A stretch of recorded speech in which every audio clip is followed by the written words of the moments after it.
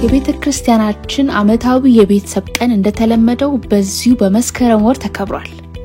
እሁድ መስከረም 4 ቀን 2018 ዓ.ም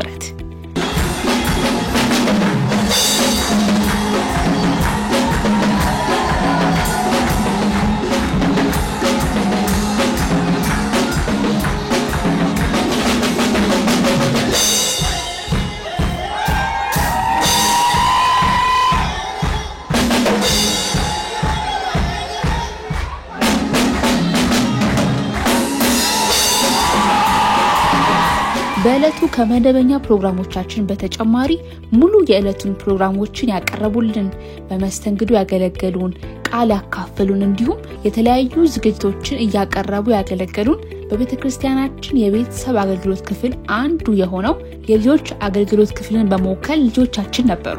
ስለ ቀጣዩ ትውልድ ልዑል እግዚአብሔርን ያመሰገንበት ድንቅ ጊዜ እግዚአብሔርን በምስጋና ሆነን ስንጠብቀው እሱ በእኛ ህይወት መልካም ነው ብሎ የሚያስበውን ነገር እንዲያደርግ እድል እየሰጠን ነው፣ መንገድ እየሰጠን ነው። ሁሉንም ለሱ ትተን ያመሰገንን መጠበቅ ይሻለናል። በጓደኛ በኩል የሚመጣ መልካምም ሆነ ጥሩ ያልሆነ ተጽዕኖ አለ። በመጽሐፍ ቅዱስ በጓደኛ ተጽዕኖ ሳይሸነፉ እግዚአብሔርን የታዘዙ ሰዎች ተመልክተናል። ዳንኤል፣ ሲድራቅ፣ ሚሳቅና አብደናጎ፣ አስቴር፣ ካሌብና ኢያሱ የመሳሰሉት ተጠቅሰዋል። በልባችን የእግዚአብሔርን ፍቅር የሚያፈክናል። የእግዚአብሔር ልጅነት መለያችን በመንፈስ ቅዱስ መመራታችን ነው። ስለዚህ የአማኝ ሕይወት ያለ መንፈስ ቅዱስ የማይታሰብና ሁሉ ጊዜ በመንፈሱ ለመሞላት ልንናፍቀው የሚገባ ነው። ከልጅነታቸው በቤተክርስቲያናችን አድገው የተጠመቁና በአሁኑ ሰዓት በዩኒቨርሲቲ ትምህርታቸውን እየተከታተሉ ያሉ ልጆቻችንም በፕሮግራማችን ተገኝተው ቤተሰቦቻቸውንና ቤተክርስቲያንን አመስግነዋል። እነዚህ የተማርናቸው ነገሮች ሁሉ እዛ ስንሄድ ስንቅ ነው የሆኑን እና ፓስተር በጣም ስለሰራችሁብን እና ቸርቻችን በጣም እናመሰግናለን። ከሰው ጋር ያለን ግንኙነት እርስ በርሳችን ጋር ምናሳድግበት የተለያዩ ትምህርቶች ወስደናል። በዛው ልክም ደግሞ የተለያዩ አይነት መንፈሳዊ ትምህርቶችን ወስደናል። ተዝሚላችሁ ከሆነ በእኛ ነው ሎይድም የተጀመረው መጀመሪያ ላይና ብቻ ሙሉ ከአዲስ ኪዳን ከብሉይ ኪዳን ሙሉ ባይብልን ለማንበብ እድል አግኝተን ነበር። ሙሉ የተለያዩ አጠናንና የሆነ አረዳድ የተለያዩ እንትኖችን ተምረን ነበርና ብቻ ያ ነገር አሁን በጣም እንዴት ነው ፌሎ ላይም እኔ እሱን ተከትዬ ኢምፕሊመንት እንዳደርግ እንድሰራ አድርጎኛል አግዞኛልና በድሬዳዋ ፌሎሺፕ በዝማሬ ያገለግላለሁ። አሁን ባለኝ ከረንትሊ የኳየር ሊደር ላይ ሆኜ በሊደርሺፕም እግዚአብሔርን እያገለገልኩ እገኛለሁ። ከዛ በመቀጠል ደግሞ በድሬዳዋ አማኑኤል ህብረት ቤተክርስቲያን ልጆችን በማስተማርና በዝማሬም እያገለገልኩኝ ነው። በዘንድሮ የክረምት ትምህርትም የተለያዩ ስልጠናዎችንና ጉብኝቶችን ሲያደርጉ የነበሩ ልጆችም እንዲሁ ቆይታቸውን ለጉባኤው ባጭሩ የማቅረብ እድል አግኝተውም ነበር። አስተማሪ ከሆነው ቆይታቸውን በተሰጣቸው ጊዜ በተደራጀ ሐሳብ ሪፖርት በማቅረብ ቆይታቸውን አስመልክተውናል። ትምህርተ መጽሐፍ ቅዱስ በሚል ርዕስ በመጀመሪያ የመጽሐፍ ቅዱስ አጠቃላይ ጉዳይ ቃኖና እና የትርጉም ታሪክን አይተናል። አጠቃላይ ጉዳይ በሚለው የመጽሐፍ ቅዱስ የእግዚአብሔር ቃል ነው ብለናል እና እንዴት ተጻፈ ለሚለው ደግሞ ቃል በቃል በተለያየ መንገድና በምርምር አይደል እንዴት ተጻፈ ደግሞ መሰረታዊ ተማር ነው በእስትንፋሰ መንፈስ ቅዱስ በመገለጥና በአብሮተ መንፈስ ቅዱስ ነው። ሁለቱ እስትንፋሰ መንፈስ ቅዱስና መገለጥ በዚህ ዘመን እንደሌሉና እንደማንጠቀማቸው አብሮተ መንፈስ ቅዱስ ግን አለ አሁንም እንጠቀመዋለን አይደል እና የእግዚአብሔር ቃል ዋና ባህሪያት ብለን ደግሞ ባለስልጣንነቱ፣ ግልጽነቱ፣ አስፈላጊነቱና በቂነቱ አይደል። ከዛ የመጽሐፍ ቅዱስ ቃኖና አይደል ይሄ የመጽሐፍ ቅዱስ አካል ሊሆኑ የሚገቡትን የሚያጠና ዘርፍ ነው እና እነዚህ ለማጥናት ደግሞ ሁለት መንገዶች ይጠቀማል። ታሪካዊ ጥያቄዎችንና መንፈሳዊ ጥያቄዎችን። ታሪካዊ ጥያቄዎች እንዴት መቼ ተጻፈና የት ተጻፈ የሚለውን ያጠናል። መለኮታዊ ጥያቄዎች ደግሞ ይሄ መጽሐፍ ከእግዚአብሔር ነው የሚለውን ነው የሚያጠናው። ሌላው ደግሞ የትርጉም ታሪክ ነው።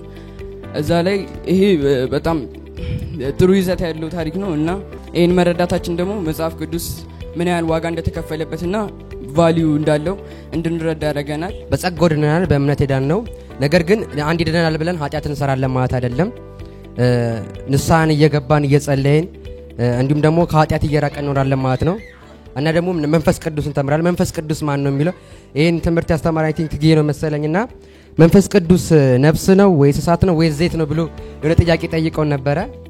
መንፈስ ቅዱስ ሶስቱም አይደለም ነገር ግን በሶስቱም ተገልጿል ወይ እናገኘዋለን ብለን አየን መንፈስ ቅዱስ ስላዊ ነው መንፈስ ቅዱስ በራሱ መቆም የሚችል የራሱ ውሳኔ ያለው ነው ብለን ተማርን የክርስቶስ ዳግም ምጽአት ስናስብ የመምጣቱ ሁኔታ በአካል በግልጽ በድንገትና በክብር ነው የመምጣቱ ምልክቶች ደግሞ ተፈጥሯዊ ምልክቶች ማህበራዊ መንፈሳዊና ፖለቲካዊ አሉ በታላቁ መከራ ጊዜ ደግሞ አውሬም እንደሚገለጥ ለሱም መንገድ ጠራጊ የሆነ ሐሰተኛ ነብይ እንደሚነሳ ቀስ በቀስም አውሬው የፖለቲካ ስልጣን እንደሚይዝ በዝርዝር ሐሳብ ተምረናል በአምስተኛው ሳምንታችን ደግሞ ከኛ አንድ በሚያንሱ ቅድም ባያችኋቸው በተጠመቁ ቲኔጆች ጋር የጾምና የጸሎት ጊዜ ነበረን መንፈስ ቅዱስን ስንጠማ ስንራብ ቆይተናል በመጨረሻውና በስድስተኛው ቀን ደግሞ ከናንተው በተሰበሰበው ብር ክበበ ፀሐይ ሄደን ጎብኝተናል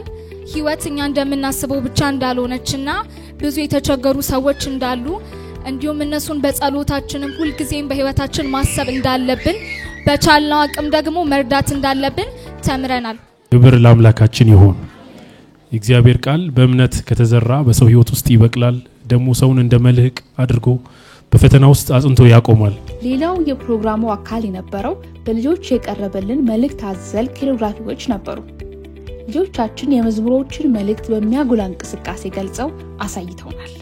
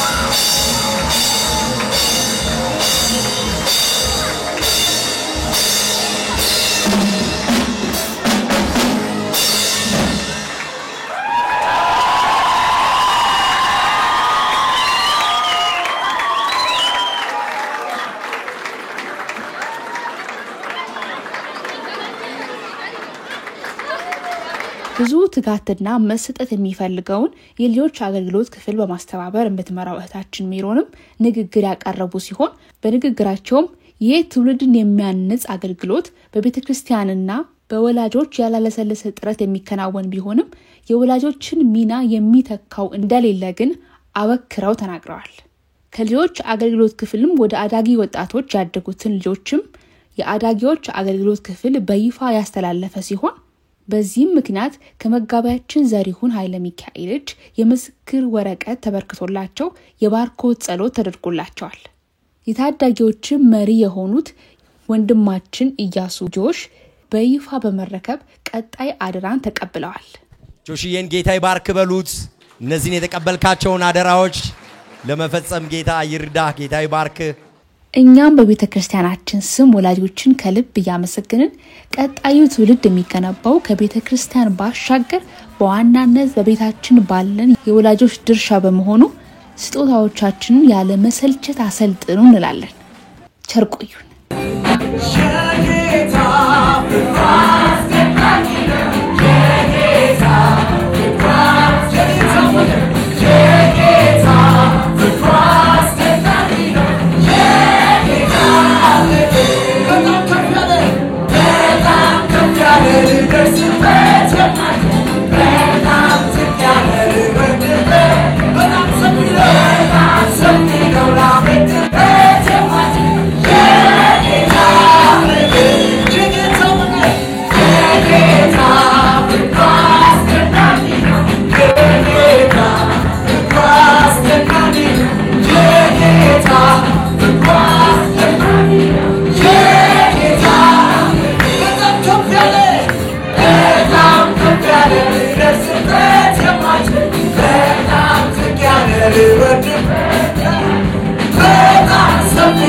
Something